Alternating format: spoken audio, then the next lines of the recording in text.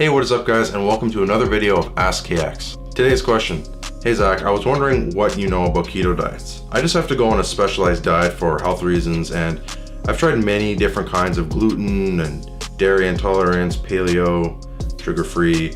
I was just wondering how a keto diet compares. First of all, thank you so much for the question. You made this video possible.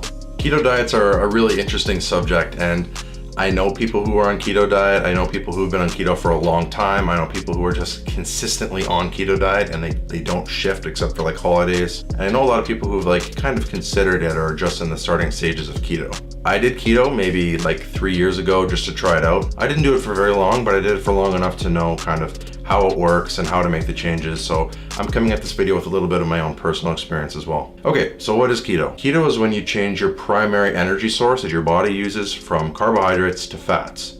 In our human default state, we resort to carbohydrates for our energy source. Why is that? Well, our ancestors at some point made the change from, I guess, just eating animals and plants to eating grains and, you know, a lot of bread, like whatever you could farm in like mass quantities, whatever could survive the winter, right? We just evolved and became humans who just use carbohydrates as our primary energy source. It wasn't always that way, but that's how it is now. So if you want to shift to another kind of energy source, which is what keto is, it requires a transition where you get your body out of one state and into another. How do you do this? Well, you take your primary energy source, carbs, right? People eat a lot of carbs, you know, cereal for breakfast, sandwich for lunch, spaghetti for supper, whatever. We eat a lot of carbs in like almost every meal. If you don't think about it at all, you know, we consume them in everything. They're in fruits, they're in vegetables. Carbs are very hard to avoid in today's age. So you go on a low carb diet. This varies from like how intense you want to commit to keto. It's usually like from 0 grams to 20 grams of carbs a day, which is very low.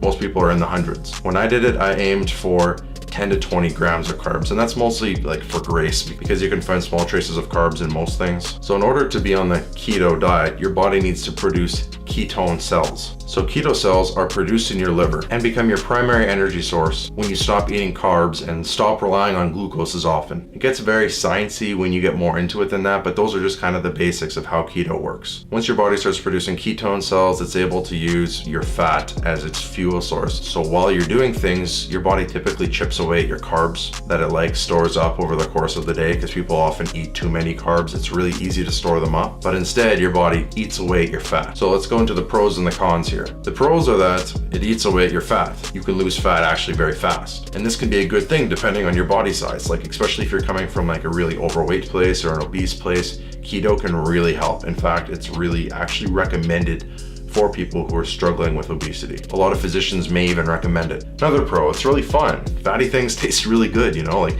cheese and bacon and stuff like that. Like you just get to eat a lot of that stuff. Things that are very high in fat and not as high in carbs. Another pro is that you get a lot of natural energy from fat. I know when I changed over to keto, I started to have a lot more natural energy. I even stopped drinking nearly as much coffee as I used to, maybe a cup a day, but I actually just had a lot more natural energy from eating more fat. I remember fat is not the enemy. That's been debunked years ago. There was a phase when people thought it was fatty foods that made you fat. That's not necessarily true. Fatty foods can be actually very healthy for you. Another pro is that it forces you to increase how much veggies and fruit you eat. Because you can't have rice on the side of your chicken, you know, you might make a salad instead. Kind of the side dishes that we used to have, you know, like fries with your burger, you know, just like all the side things they're usually carb based. This kind of encourages you to have more veggie fruit type stuff. But another thing about the fruit is that you need it also because you need the fiber from it, because you're not getting fiber from things that are usually very high in fiber. Like, you know, carb based foods usually have fiber in them. So you need to have enough fruits and vegetables or you're gonna get constipated. And that is not fun for anybody. So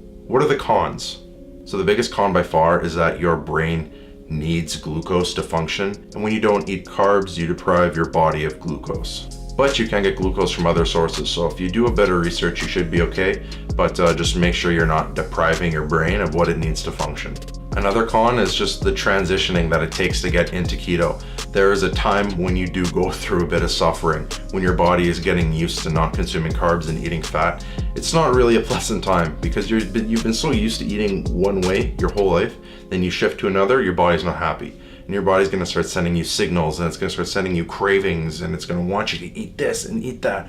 And you've never seen a bun look so good in your life. So there is a bit of a suffering process while you transition, right? You're gonna crave things you never thought you'd crave before. Another con is that sugar is a carb, and a lot of people are used to eating sugar in their diets. It's very, common. It's a big part of their diet. And when you're used to eating things with sugar in them and you stop eating things with sugar in them, you're gonna crave sugar like you would not believe. I know that I was drinking a lot of Coke Zero when I was on my keto, and that Coke Zero tasted so good. Those artificial sweeteners, man, they hit the spot, because I was craving sugar so much for a while. Another con is that if you're eating fatty foods, you really have to make sure that it's good quality food. Like, there's fatty foods that are good for you, and there's foods that are really fatty that are not good for you. Saturated fats, just because something's high in fat doesn't mean it's necessarily good for you.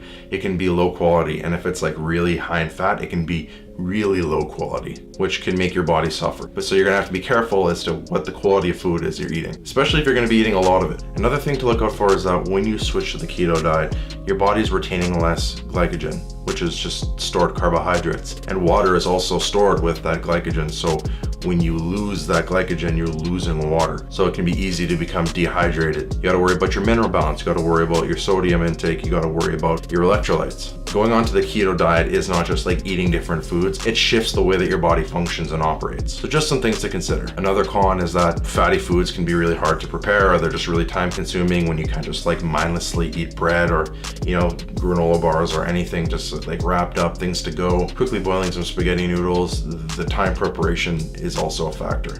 But you might be someone who already takes a lot of time to prepare foods, and this is nothing new to you, so you might be fine. So to answer your question about how the keto diet compares to other diets, there's a lot of different unique types of diets for different types of people. People have different needs, right? But there are also people who just don't have specific needs. They just want to try a new diet, or they want to see if something else is just going to work better for them in general, or going to help them with fat loss. In my opinion, keto diet is kind of the current popular diet change. A lot of people are leaving paleo in the past or these other things in the past. It's kind of like a fad diet, not to say that they're bad diets. They're just popular. I think keto's probably going to even pick up more in popularity, and it's going to drop off again in a few years. As for how it compares, it's good, but not necessarily better than other diets. It's just a different kind of good, while those other diets are a different kind of good. It just depends what works for you. So my advice to you is kind of to be aware of phase diets or fad diets, because they might not be what's best for you. They just might be what everybody else is doing. So do keto if you think that it's right for you. There's a lot of pros and there's a lot of cons, so